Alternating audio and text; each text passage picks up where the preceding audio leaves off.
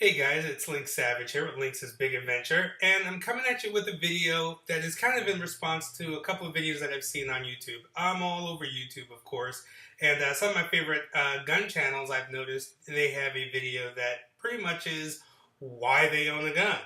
So I figured why not follow suit, and for you guys, I guess, the beginners, and from the perspective of a newbie, uh, why I am now a gun owner, right? So let's get into it. Um, so I guess there's a couple things to understand about me, and one of those things is that I will do some weird things just to prove a point. And obviously, I'm black and male, so I've dealt with racism in America for quite some time, like all my life. So yeah, I never really thought of myself as being very subtle. So, of course, all these crazy things were happening with guns. Now, I've always been pro 2A, but I've never really been pro gun. Um, I've had very interesting and strong feelings about the weapon itself or the tool itself, and it just wasn't my thing. But then you start seeing all this stuff about gun control, gun control, gun control. Now, of course, like other Americans, I just hadn't really done my research on gun control or gun control laws. But you hear all these people talking about gun control, and I mean, every year something happens, maybe twice a year something happens, and this big gun control thing comes up, and I was always pissed off that the gun people were never really fighting for other weapons as well. I mean, I'm a blade person.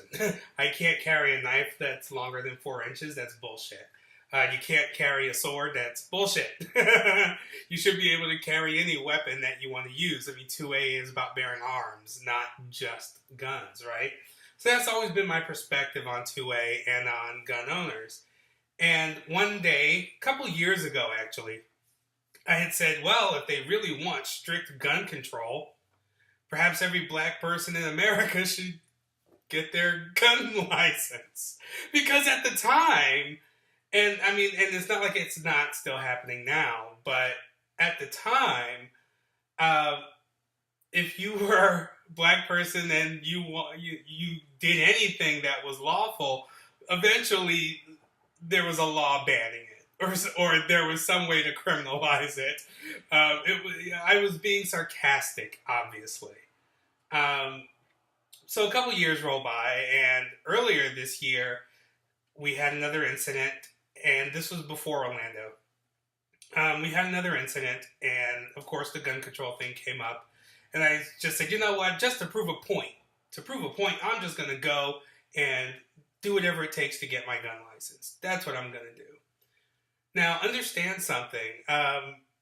Racism sucks. It does, okay? It sucks. But I have to admit something, and it's something that a lot of people will. Racism will also sometimes work in your favor sometimes. I mean, it's a fucked up reason why it works in your favor. Like, it's a fucked up reason that works in your favor, I should say. I'm big, I'm black, I'm male. I'm not a small guy. I'm, at 5'11", in a pair of sneakers, I'm 6'1". I'm obviously not this skinny, small thing. And I'm black and I'm male. So I kind of feel safe from the general public. I live in the north, so I don't fuck with them down south. But generally up here, I can walk around and know that no one's going to mess with me. You'd be a damn fool. Most criminals, and this is something that I knew beforehand, but most criminals don't want to fight. They don't. They don't want to fight. They don't want someone who has a weapon. They don't want to have to face those things. They don't want to be hurt any more than you want to be hurt. They go after easy targets, soft targets. They go after people that might be easily overpowered or just easily frightened. And I'm a big black guy. So they weren't really going to do much to me. And it works. I feel pretty safe walking the streets. But there's something else to consider. I'm also gay. And over the course of learning the little few things that I needed to know for the, to take the course and everything else, and me being me, I jump in, feet first. I dive right in and get to the meat of everything. And I was already starting to research, and the research that I was doing was slowly changing my opinion. Um, I have I had previously conceived notions that were wrong. So, in learning that they were wrong, and over the course of all of this, my opinion slowly started to change. And here's where the gay part comes in. Then Orlando happened. If you guys don't know, how could you not? But the shooting at the Pulse nightclub in Orlando, and all I could think to myself is, that's the one place where gay people were safe. No matter how feminine you were, no matter how masculine you were, no matter how big, no matter how small, it didn't matter if you dressed up in women's clothing. None of that mattered in these places. These places were safe havens, okay? If you were a straight person going to a gay club looking for trouble, you barked up the wrong tree kind of thing. It was that type of safety because we had safety in numbers, and it was our place. It was our clubhouse. So for a lot of people who walk the streets not feeling safe, that's the one place of safety that we had. And that false sense of security was shattered in a matter of minutes. It was shattered. And after that happened, I just kind of thought to myself, if I were single, I probably would have been at the club. And, the very thought of a lot of these people are cowards. This is their first actual crime, which is why sometimes they're able to get these guns legally because they pass a background check. This is their first crime. But they're cowards, and if someone were to return fire, understand this, or something that you see all the time. In these mass shooting type things, the moment they meet resistance from police or whatever, they kill themselves. Shows the cowardice of it. What does that tell you, though? That tells you that if they meet resistance beforehand, before 5 people get shot, if the first 2 people got shot, and someone returned fire, they probably would have off themselves or ran or something. There would have at least been a fighting chance. And I just slowly started to realize that my size, my color, the racism that makes people afraid of me, because the funny part is I'm a big old teddy bear. I'm the nicest guy ever. My husband, he's the mean one. I'm nice. But all of those things, those stereotypes that kept me safe because no one wanted to mess with me, there are things my size and that my color can't stop. And one of those things is a bullet. So I started to actually look into things because now it hit home. Now it was in my face. Before I always thought that, if you were a gun owner, you thought you were, some kind of bounty hunter like Boba Fett or something. If you were a male gun owner, you had some weird fictions of being a cowboy. If you were a male gun owner, you thought you were in some kind of weird private investigation movie taking place in Miami, Florida, surrounded by a bunch of palm trees and sun and naked men and naked women and naked men. What was I talking about? Right. So here it is. All those misconceptions were wrong. Mostly because I found myself eager. I found myself wanting this preparedness. I'm prepared for almost everything all the time. I'm Mr. Preparation, Buying this house was the easiest thing in the world, comparatively speaking, because I was prepared, So I wasn't prepared for something like this. And I just started to look in more about the club and everything, and then you start to notice little things, gun-free zones. All these things are happening in gun-free zones, places where people don't have weapons. Wow.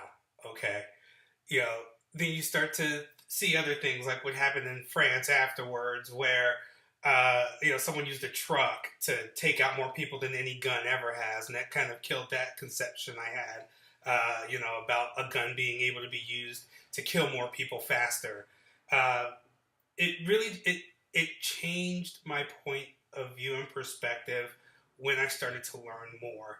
Um, I can have an amount of cash on me at any time. I'm a landlord. I could be going from one apartment to another apartment, in two different houses in two different cities, and anything can happen. And if they want it and they have a weapon, I can't protect myself.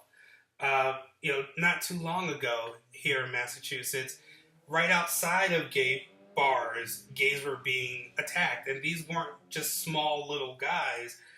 These were the big ones. These were the ones where you go, ooh, I'm not fucking with that. These were them. So it became less about proving a point and more about self-preservation, more about responsibility. I started doing research on things like, because you always think you can call a cop, right? You always think I could just call the cops.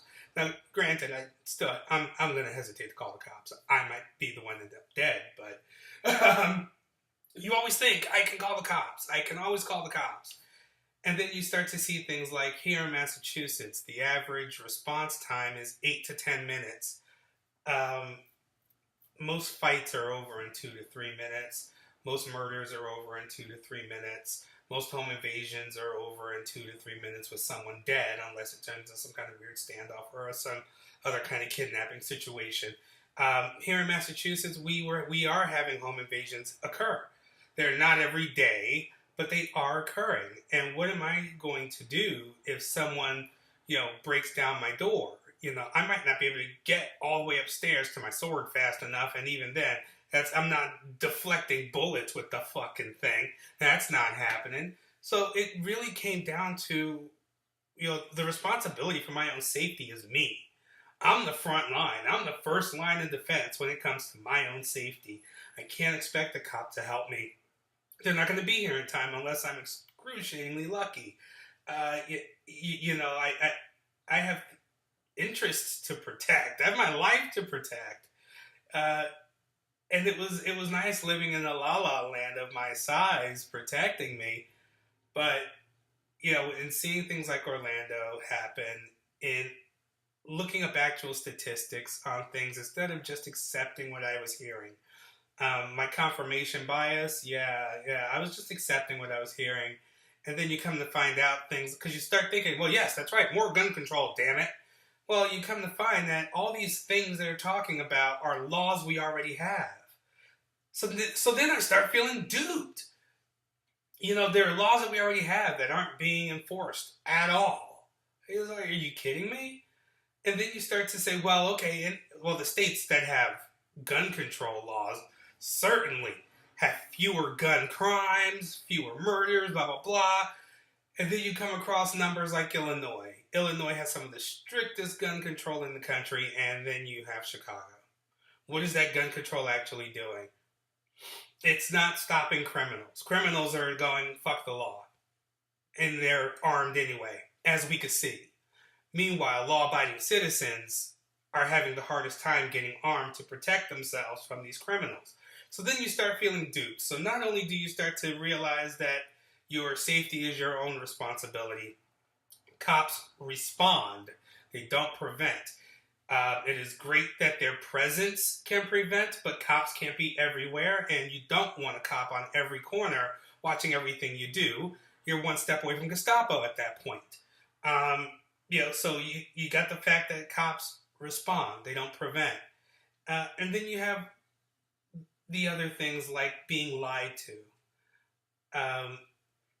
Actually looking up what the Founding Fathers meant, because I want to know that shit.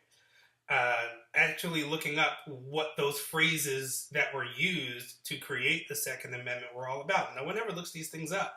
They look at it through today's eye, and they don't look at it through, well, what did they actually mean when they said something at that time? People don't do it. I did. And it just sort of changed my perspective. I just kind of want everyone to Not even take my word for it, but do your own research on these things and see if it doesn't change your mind.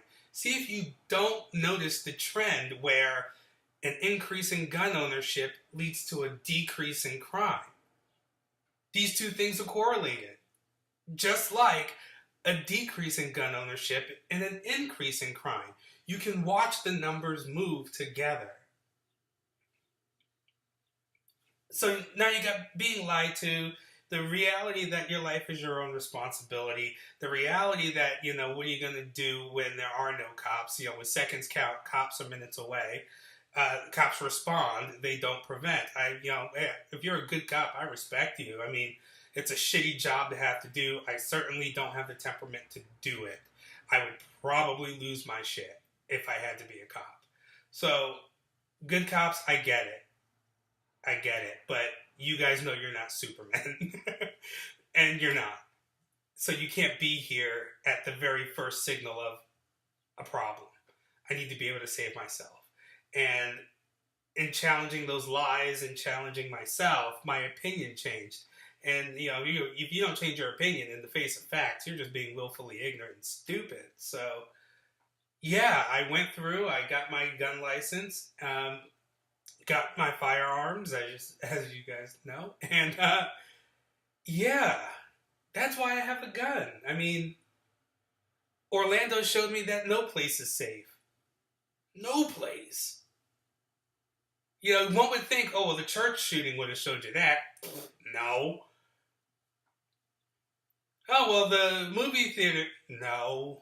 The mall. No. The gay club got shot up. What? Yeah. Yeah. So I kind of feel like, an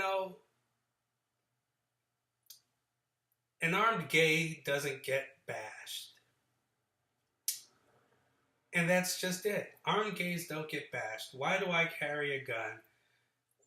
Orlando, the lies, realizations, facts, and a change of my opinion. I no longer wanted to prove a point. In fact, a point got proven to me. So with that, I got into it. I actually love guns. I like shooting them. I like taking them apart. I like cleaning them because I'm very mechanical minded. I like playing with my hands. Taking apart computers, putting them back together. Taking apart cars, putting them back together. Now I got something else I could take apart and put back together. It's also a challenge for me. It's something else to compete in. Trying to challenge myself to become a good shooter. And then to compete with other people at, doing these things. So it's not just a protection. I'll say this, the protection opened my mind. And that allowed me to find other things about it that were fun and not just about, keeping someone from killing me. So there it is. You guys should actually be very grateful for the people who are concealed carrying around you.